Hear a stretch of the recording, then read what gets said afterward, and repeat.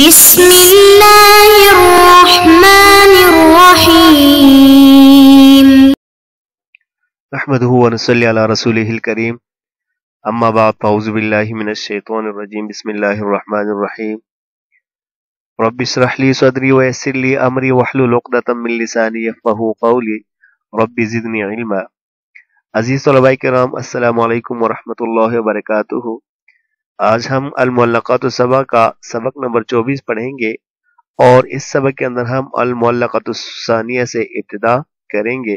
ابتدا کی صورت میں آج کے پہلے سبق میں ہم نے شاعر طرف ابن عبد اور معلقہ اولی کا تعارف کیا تھا، تو آج ہم شعر سے ابتدا کرتے ہیں۔ تو اس سبق کے اندر ہم شعر نمبر 1 سے لے کر کے شعر نمبر 4 تک کے 4 اشعار کو پڑھیں گے۔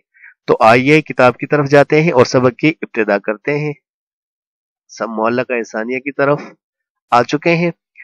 اب جو ہے نا، قال طرفۃ بن عبد البکری لخولۃ اطلال ببرقۃ سہمدی تلوہ کباقی الوشم فی ظاہر الید۔ اس شعر کا ترجمہ کرتے ہیں کہ لخولۃ اطلال ببرقۃ سہمدی، سہمد کے پتریلی زمین میں خولہ کے گھر کے علامات ہیں، نشانات ہیں۔ تلوح کباقی الوشم فی ظاہر الید، جو کہ ہاتھ کے پشت پر گودنے کی باقی ماندہ نشانات کی طرح چمک رہے ہیں۔ اس شعر کا جو مطلب ہے کہ شاعر جو ہے وہ اپنی محبوبہ کے گھر کے نشانات، گھر کے کنرات کے نشانات کو گودنے کے ان نشانات سے تشبیہ دے رہے ہیں جو زمانے کے گزرنے کے ساتھ کچھ کچھ باقی رہ جاتے ہیں۔ یہ زمانے جاہلیت میں کچھ لوگ اپنے توڑی پر وہ کرتے تھے، نشانات بناتے تھے، اور وہ نشانات ایسے ہوتے تھے کہ جو ختم نہیں ہوتے تھے۔ تو شاعر جو ہے وہ اپنے محبوبہ کے گھر کے نشانات کو ان کے ساتھ تشبیہ دے رہے ہیں کہ جس طرح وہ ہاتھ کے اوپر جو نشانات ہوتے ہیں وہ زمانہ گزرنے کے ساتھ باقی رہتے ہیں، ختم نہیں ہوتے، اسی طرح جو میری محبوبہ ہے اس کے گھر کے جو نشانات ہیں وہ ابھی تک باقی ہیں، ختم نہیں ہوئے۔ خولہ جو ہے یہ عورت کا نام ہے، اور اطلال جو ہے یہ جمع ہے، اس کی جو مفرد ہے وہ طلل آتی ہے، بمعنی ہے ویران مکان کے نشانات، ایسے نشانات جو ویران مکان کے ہوتے ہیں۔ برقع جو ہے یہ پتریلی زمین کو کہا جاتا ہے، اور اس کی جو جمع ہے وہ ابارق آتی ہے۔ اور سہمت جو ہے دیاری بنی عامر میں ایک جگہ کا نام ہے۔ تلوح لاح یلوح نصر ینصر سے یہ صیغہ واحد مؤنث غائب فعل مضارع معروف بمعنی ہے چمکنا۔ وشم جو ہے یہ گودنے کے نشان کو کہا جاتا ہے، اور پرانے زمانے میں ہاتھوں یا چہرے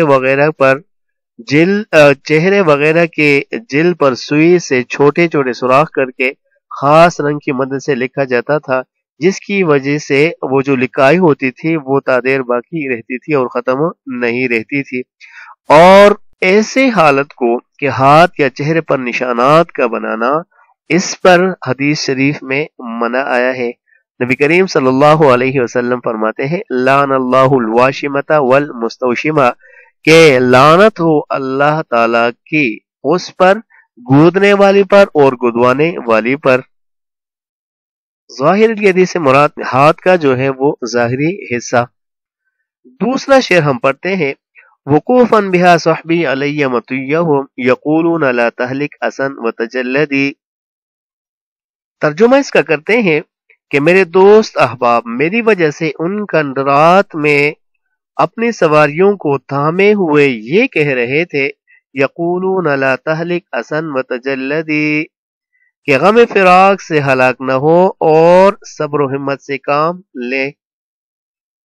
وقوفاً کا معنی ہے کھڑے تھے، اور صحبی میں جو یا ہے یہ یا متکلم کی ہے، اس کی جو جمع واحد ہے وہ صاحبن آتی ہے، اور یا جو ضمیر متکلم ہے وہ لوٹ رہی ہے شاعر طرف ابن عبد کی طرف۔ مطیعن جو ہے یہ سواری کو کہا جاتا ہے، اس کی جو واحد ہے وہ وطیعتن آتی ہے، اور جمع الجمع اس کی مطویا آتی ہے۔ یقولون یہ جمع مذکر غائب فعل مضارع معروف کا صیغہ ہے، بمانا ہے کہنا. اور لا تہلک ہلکا یہلکو ضرب یضرب سے اس کا معنی ہوتا ہے ہلاک ہونا. اسن جو ہے یہ مصدر ہے سمع اسمہ سے اساءن، اس کا معنی ہے غمگین ہونا. فلا تأس علی القوم الکافرین سورۃ المائدہ میں ہے.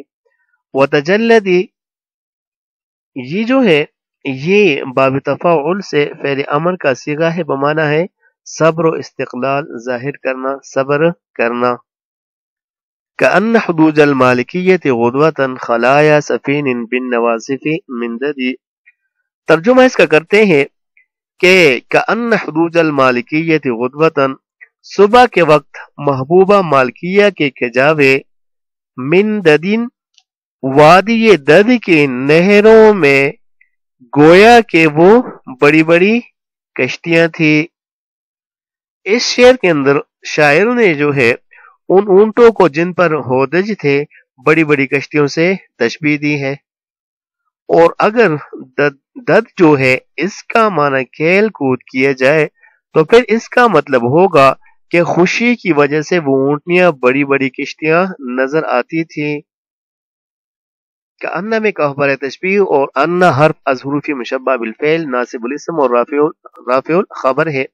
حدود جو ہے یہ اس کا معنی ہے بوجھ، عورتوں کی سواری یا کجاوا وغیرہ.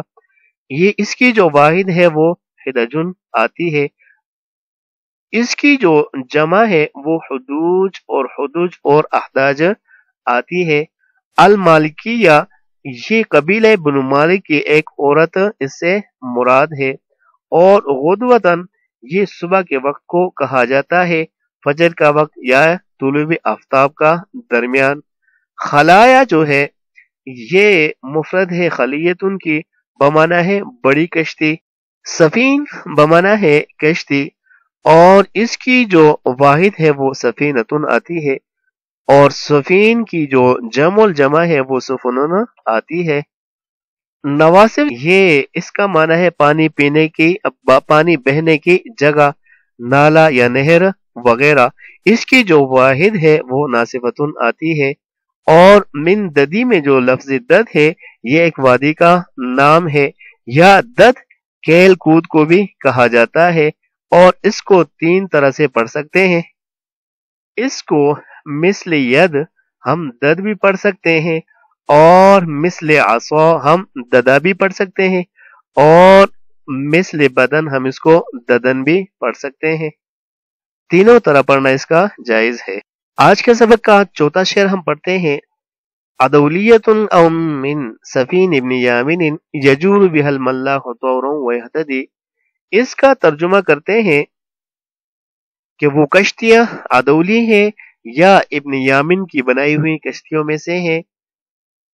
یجور بها الملاح طورا ویہتدی کہ ملاح ان کو کبھی ٹیڑھا لے جاتا ہے اور کبھی سیدھا.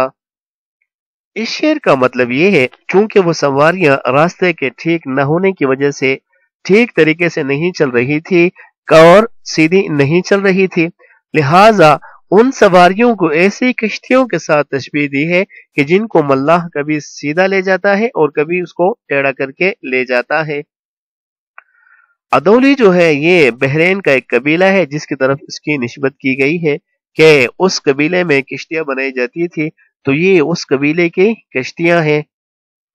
ابن یامن جو ہے یہ کشتیاں بنانے میں مشہور ایک شخص جس کے ہاتھ کی بنی ہوئی کشتیاں مشہور تھی. یجورو یہ نصر ینصر سے صیغہ واحد مذکر غائب فعل مضارع معروف ہے، اور اس کا معنی ہوتا ہے ہٹ جانا. جب اس کے صلے میں الطریق آ جائے تو پھر اس کا معنی ہوگا راستے سے ہٹ جانا، جیسا کہ ارشاد خداوندی ہے وَعَلَى اللَّهِ قَصْدُ السَّبِيلِ وَمِنْهَا جَائِرٌ سورۃ النحل میں. ملاح کشتی چلانے والے کو کہا جاتا ہے.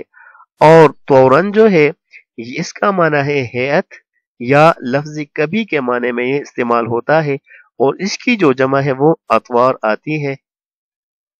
ارشاد خداوندی ہے سورہ نوح میں وَقَدْ خَلَقَكُمْ أَطْوَارًا.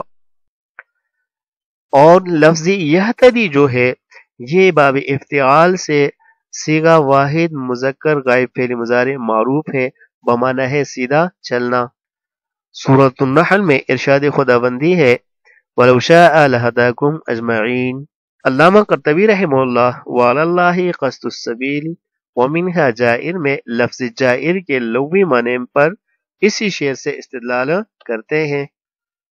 अजीज भाई किराम, आज के सबक में इतना ही काफी है, बाकी इंशाअल्लाहुल अजीज हम आइंदा सबक में पढ़ेंगे। तो तब तक के लिए इजाजत। अस्सलामु अलैकुम व रहमतुल्लाहि व बरकातुहू।